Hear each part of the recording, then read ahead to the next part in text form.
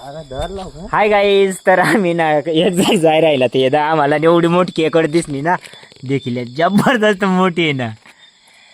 धरू ना साई बी दिल व माय पिचिंगला बेकार मोठली आहेत ना. तर देखील गाईज मान्य आत्मचुदी माय नाही राहिली एवढी मोठी केकड धरी आम्ही कट धरेल माहिती का.